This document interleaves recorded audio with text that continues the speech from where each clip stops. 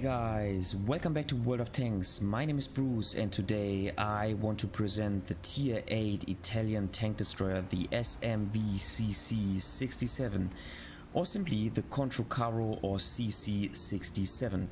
If you're interested in more reviews and gameplay, go to YouTube and search for World of Tanks with Bruce to get all of my videos, or click on the subscribe button. And now, let's go! Before we start with the gameplay, let us talk about the armor profile of the SMV CC-67. It is super important to understand the armor profile. So this is the oooBRUCEooo 67 against against another CC-67 if the other tank would use the standard ammunition, giving it 226mm of penetration. Now on a flat surface, as you can see, you have a very strong turret. However, you have even the upper hull can be penetrated easily. Now maybe one or another shot will not make it to this small portion of the upper hull and let's say bounce here. However, you can be penetrated even on your upper hull, and this is a message which is very important. Now if you use your gun depression, then things change and you get a super strong upper hull. However, then you have those weak spots here. So all in all, you can play hull down with this tank, which has an excellent turret armor, no question about it. But you should make sure that you only expose your turret, only expose your turret like this to the enemy tank, and don't show your upper hull, but also don't show those cheeks here, because you will get penetrated by any other tank on the battlefield. Now there's something else you should keep in mind. If the enemy team has tanks with a good penetration value, so for example, if you're playing against the CC-67 which switches to premium ammunition, then things change rapidly. As you can see, your frontal armor can be penetrated, let's say relatively easily, about 70% chance, 69% chance of penetrating the frontal turret armor, and so your armor all of a sudden becomes lackluster. Keep in mind, this is the case also on tier 8. For example, if you are playing against the Su-130 PM, in this case with the standard ammunition, so then the upper hull is even easier to penetrate. But if the Su-130 PM would change to its premium ammunition, giving it 320mm of penetration, then things look like this. So the message I want to bring across is always keep in mind, or always assess your enemy and assess the penetration capability of this tank, depending whether those tanks are using premium ammunition or the regular ammunition. And basically, if you are in a low tier situation and if those enemy tanks load premium ammunition, the bottom line is your tank can be easily penetrated even on your turret, and so all of a sudden your armor becomes lackluster. Another thing you should consider with playing this tank is you have quite some side scraping capabilities. As you can see, only if you overexpose the side of your tank, then it becomes weak from the frontal side onwards. So yeah, you can actually side scrape with this tank. Now keep in mind, you have the possibility of turning your turret all the way up to 35 degrees. So if you make use of this, then the angle is not good enough in order to be protected at the side. So rather you should only use, and then Tanks GG is awesome because you can feature it out, you should only use what is it, about 20 degrees, so like this, 20 degrees of turret traverse, because this is the angle where you can perfectly side scrape and you will not get penetrated at your sides. So how do I play this tank? Well, first of all, I play the tank with an improved rotation mechanism in the first slot where you get this bonus. Then I use improved aiming, and then I play this tank with the turbocharger, and this gives me at least a better mobility than without the turbocharger, and I think the mobility is the biggest drawback of this tank. And then I simply want to improve the gun handling of this stat, and I'm not playing this tank with any, let's say, equipment which would boost the view range, because the view range is bad anyway, and I also play this tank solely as a brawling tank. Now my crew is relatively experienced. My commander does have 6th sense, obviously, then Brothers in Arms and Recon, and is now working on situational awareness. And then my gunner has Brothers in Arms, has Snapshot and is working on repairs. And the driver has Brothers in Arms, then Smooth Ride, and is working on the off-road driving capability. And finally the loader has Brothers in Arms. Then I'm using Intuition, which is extremely helpful because I want to quickly be able to change between the shots, not only from the standard ammunition to the premium ammunition with its 300mm of penetration, but also to its HE ammunition with a wonderful 120mm of penetration. And then finally the loader is working on repairs. One last comment to the upgrading sequence. The good news is you can upgrade everything without having to upgrade the tracks. This is good news. Now, as this gun is the best one for the tank, you might want to just skip those two guns and instantaneously go for the improved turret and then this improved gun. But on this tank, as the stock turret is also pretty useful, you could also go for the upgraded engine and then the upgraded tracks to give your tank a better mobility, and then purchase the turret and then the gun. Alright, first game with the CC-67. We are spawning on Sand River in the east, and as usual, let's first of all take a look at the map. Spawning on Sand River in the east, the game usually develops like this, and with a tank destroyer like the CC-67 you have maybe 3 options. One is to go here and brawl with your heavy tanks. However, I don't like this portion of the map because you can get shot by not only those heavy tanks but also by those tanks playing here. You can also go to the north and try to play hull down. However, the problem here in the north is that this gameplay is relatively stationary, and in my opinion the game is won in the south. And in the south you have the opportunity to play hull down here and maybe then advance like this and play hull down all the way, not only here but also here, and kind of win the southern portion of the map and thus win the game. Okay, so this is exactly what we are going to do, and a little tip right here: always go the long way around. So take this way down to the K lane if you have a slow tank like the CC-67, because if you take the 8 lane down to the K lane, then you might get spotted and you will lose some HP with some early shots of the enemy tanks. Now let's talk about the mobility of this tank.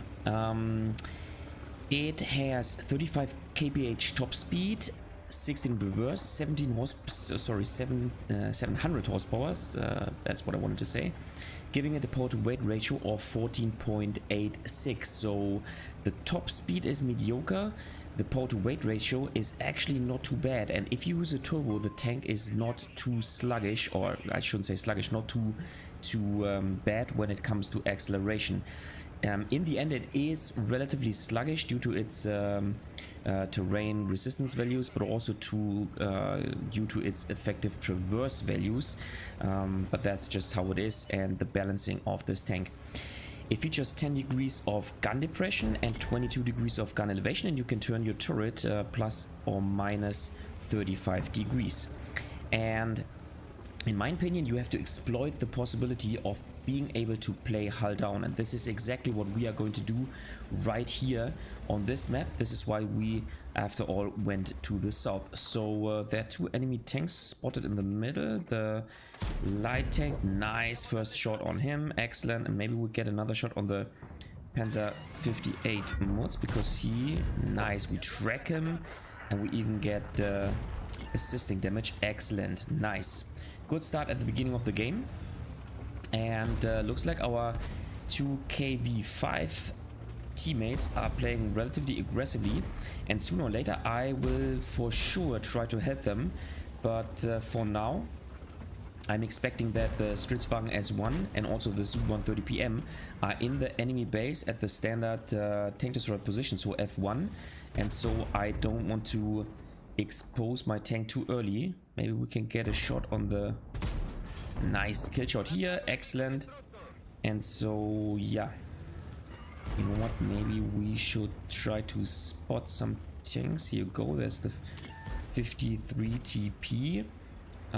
Looks like besides tank destroyers all the tanks have been spotted except for the Löwe, so the Löwe could also be there. So well, I think I don't have to rush anything because looks like the 2 KV5s are doing a great job. Okay, Löwe spotted in the north, so as soon as yeah, okay, so the enemy CC-67 is down. Maybe we can get a shot on the IS-3 meanwhile.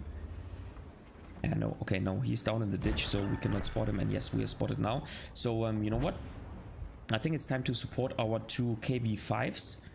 And let's go a little bit more to the right hand side, and yeah, we will certainly be spotted and we have to keep moving because yep, we get a shot from the enemy Stridswagen S1, which is okay. And now let's reload our clip. Sorry, let's empty our clip.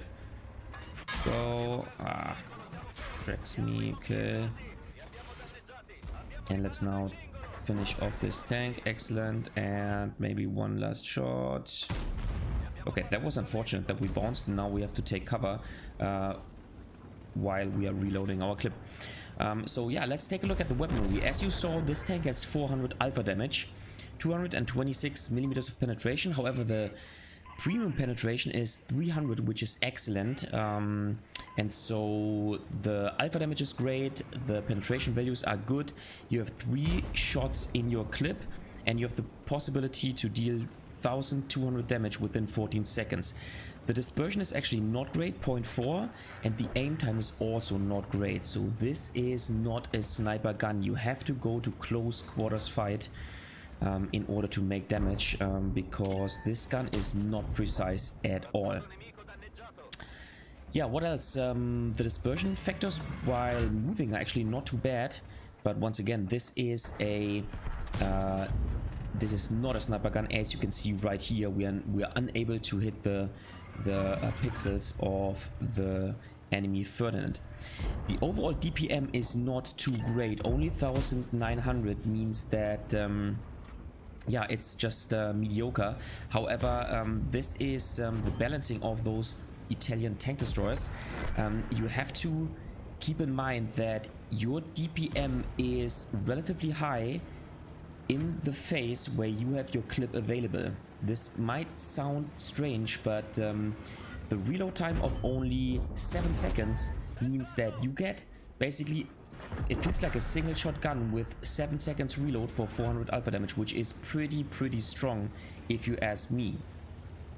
And yeah, so you have basically a period of time in which your DPM is superb, and then you have to reload your clip. So overall the DPM is mediocre, but in the end what really matters is the time where you have your clip available, those 14 seconds, and during those 14 seconds your DPM is actually pretty shiny.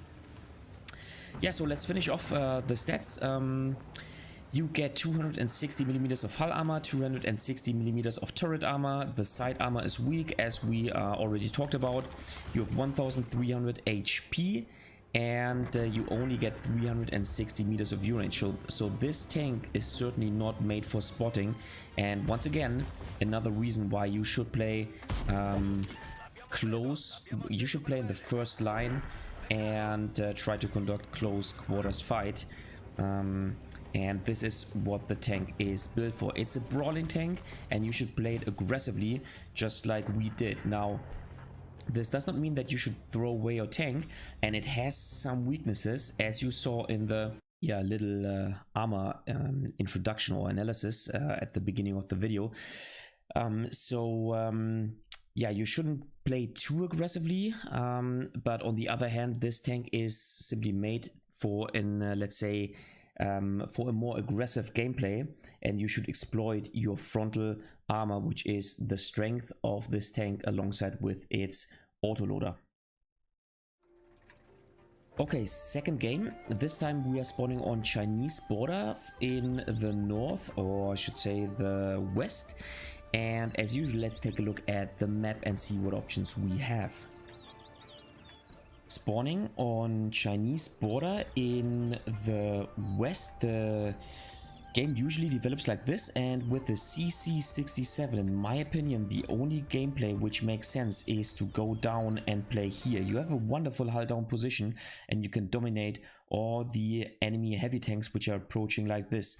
Now, in my opinion, for going to the northern flank, the tank is too slow, so you will be out of the game for quite some time. And in my opinion, you should never, not with a heavy tank, not with a tank destroyer, not with a medium or light tank, you should not go to the hill if you are spawning in the north or in the west, because the enemy team does have the possibility to open up a crossfire situation from here and also from here. And so the team which is spawning here can dominate the hill. Now the problem is, or the good thing for you in your from the northern spawn is, as soon as the enemy team has let's say won the hill like this and advanced to, let's say, this position, then you can easily just simply turn around and defend from this position and open up a crossfire situation like this, alongside with, or together with, your tank destroyers which are sitting in this position. Okay, so this is what we are going to do, and it brings me to the question of how you should play this tank. Well, in my opinion, the gameplay of this tank, and not only of this tank, but of let's say all of the Italian tank destroyers, at least from tier 7 onwards, is, you could say, one-dimensional. It is, you should go and look for a hull down opportunity. Best case is if you have a map which is funneled, so not an open map, but a map in which you have some kind of corridor in which you can play frontally and brawl frontally against your opponents. So this is exactly what you should do. And if you then find a place where you can play hull down, and if you are lucky and if you don't get rushed by the enemy team, then you can dominate the battlefield. So go to a corridor, find a place where you can play hull down, and always make sure that you are not the only one at this position, so that you don't get let's say flanked or rushed by the enemy team. And so this is exactly what we are going to do here. We have support by the Astron Rex, and also the IS-6 is supporting us, plus there's the Stritzwagen S1 in the back, which is good. So chances are that we will not get rushed by the enemy team. And so, oh nice, we get a full first clip, excellent, 1199 damage. And now we simply want to reload the clip. Looks like, yep, this player rushes into the gun of the IS-6, which is excellent. He's taken out, and now our clip will be reloaded soon. And now it is simply time to take out the Patriot. Let's get a track shot. Nice, and he is down. Excellent. So 1581 damage. Here you go. I think we need, okay, yeah, so for the tier 8 British tank destroyer, we actually need to load premium ammunition, and we have 300mm of penetration, which should be way sufficient for this tank. Now, the downside of this tank in my opinion, is that this tank is the opposite of a flexible tank. There's only one, let's say, style of gameplay that you can conduct, and this is what I just talked about, brawling frontally against the other tanks, and yeah, not playing on your own on a flank. This is the only thing you can do. There's no flexibility in your gameplay. You cannot flank somebody because you're too weak. You have, after all, still a tank destroyer nonetheless, or despite your turnable turret. So in the end, it still is a tank destroyer, and the other thing is your gun is not a sniper gun compared to, let's say, the gun of a let's say a Scorpion, and so there's really nothing else that you can do in those tanks than brawling with heavy tanks and with other tank destroyers. So yeah, the gameplay is one-dimensional. Now, do I like this gameplay style, the style? Well, I would say no. For me, it's not flexible enough. I like to play flexible tanks. This is why I prefer medium tanks, but I mean, after all, the tank is still fun to play because you get a decent package, I would say, with a tank which has a good frontal armor alongside with an autoloader which deals 1200 damage in 14 seconds. This is nice, and don't get me wrong, it is fun, but once again, you are so much dependent on the correct circumstances and on the correct portion of the map, and sometimes also on your teammates, and so in my opinion, the gameplay experience was certainly not the greatest I had. Now, another thing that you have to keep in mind is, if you get rushed by an enemy tank, make sure that he does not flank you. And so what you see me doing here is, you see me face hugging. So if I can face hug a tank, that means that he does not have the possibility of flanking me, and he will not be able to easily penetrate my frontal armor. And so as I'm face hugging this CC-67, I make sure that he will not be able to penetrate me, and I can penetrate him with using premium ammunition.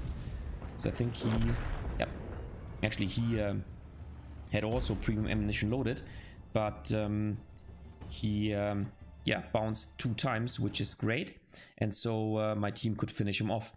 So I wanted to show you this game because it shows the perfect gameplay of this tank. We made 2300 damage and we blocked 3370. The armor is the strength of this tank, but keep in mind, this armor only works frontally. The side armor is pretty weak.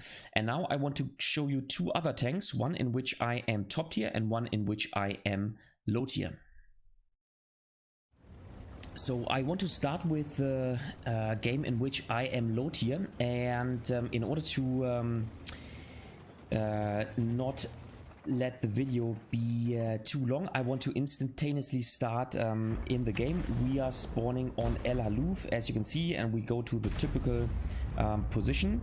And now the thing I want to show you is, as being a low tier in a tier 10 matchup, you certainly have to play more cautiously, because as you saw in the armor profile introduction, your armor can actually be penetrated, and the problem in a low tier situation is you all of a sudden lose all of your strength. Well, you still have your autoloader, but once again, the gun handling is lackluster. Now your armor becomes lackluster, your mobility is lackluster anyway, and your tank is, as always, a very, let's say, slow and sluggish tank. So now it becomes a bit more difficult in order to get a good result out of the game. Now, this does not mean that you cannot play aggressively, and as you see in this situation, there's those two tier 8 tanks, and so now it is time for me to play aggressively. Now, of course, I get hit by the tanks which are situated at the enemy base, the E75, but you have to kind of analyze the situation, and if you find yourself in a low tier situation, this still means that there are also tier 8 tanks in the enemy team, and if you are in a lucky situation, and if you're only encountering those tier 8 tanks, then you should switch back to being aggressively.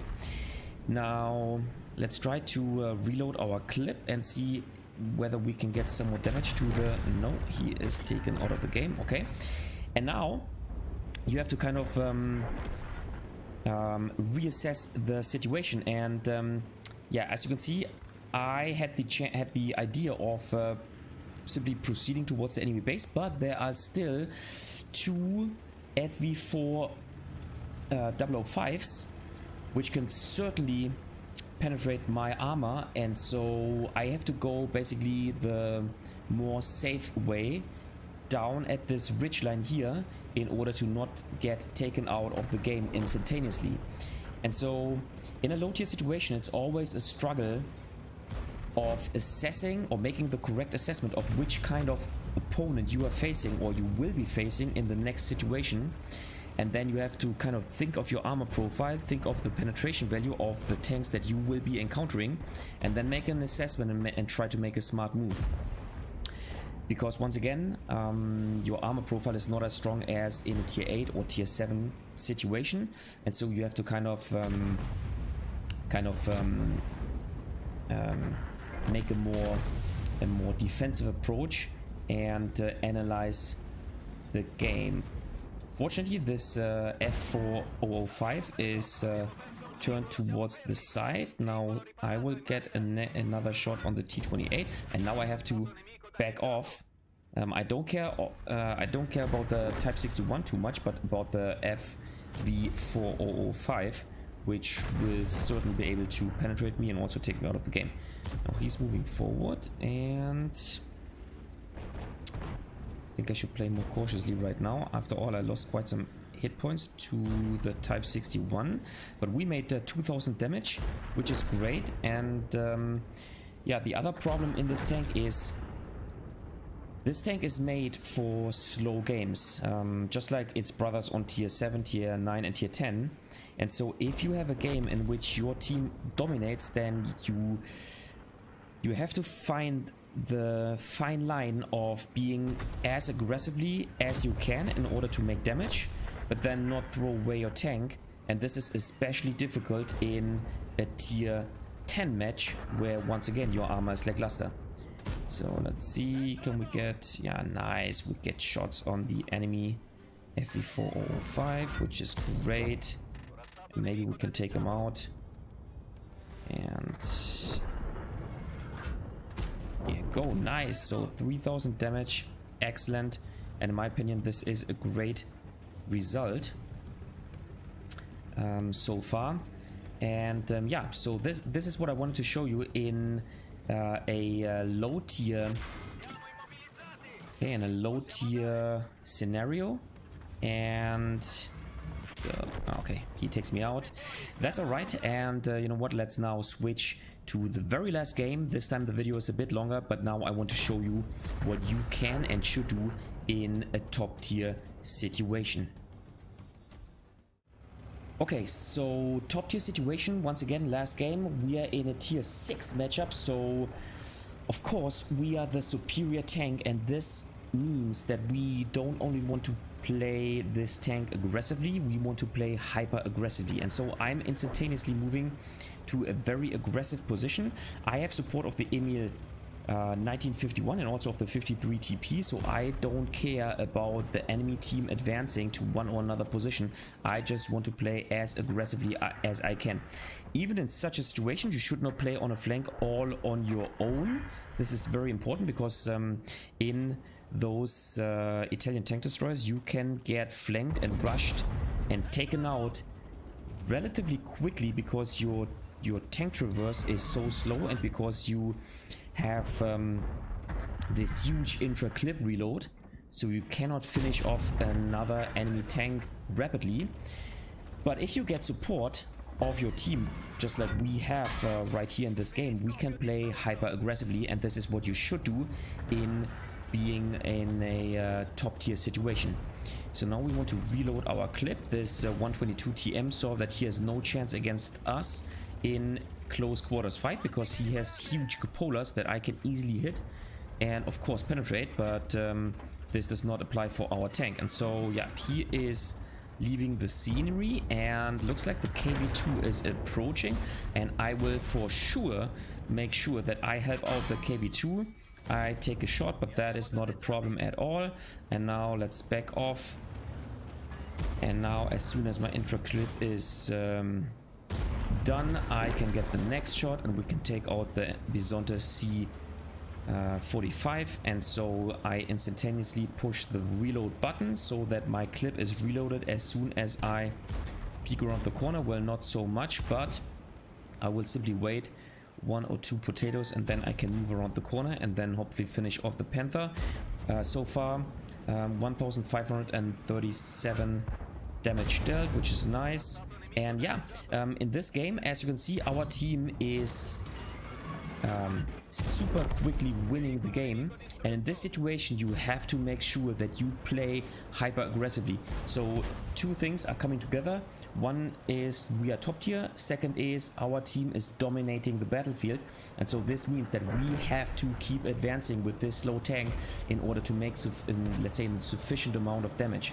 And so try to reload on the move, so from let's say relocating from one position to another, sorry dude, sorry bro, so that you always have your full clip available if you arrive in the respective position. And so let's see, so here we go, there's one, nice, and there should be the other, so here we go, nice, and this gives us approximately 3k damage, which is nice.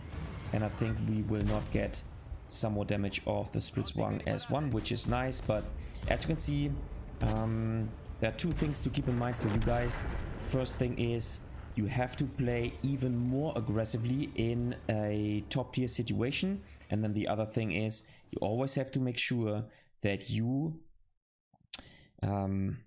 keep your slow speed into your consideration, and always try to advance as fast as possible in order to be where the fight takes place and to simply give yourself the possibility of making damage. So overall, I kind of like the tier A tank. However, I kind of dislike the overall playstyle of those tanks, and yeah, it's certainly not my favorite tank. But in some situations, those Italian tanks are simply superior. Alright guys, that was it for today with the tier 8 Italian tank destroyer, the CC-67. How do you like this tank? Do you enjoy playing it? Or do you like the playstyle of those new Italian tank destroyers at all?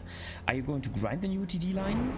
Just leave a comment in the comment section down below. If you liked the video, give it a thumbs up. If you hated it, give it a thumbs down. Consider subscribing to my channel, and I see you next time in another World of Tanks video.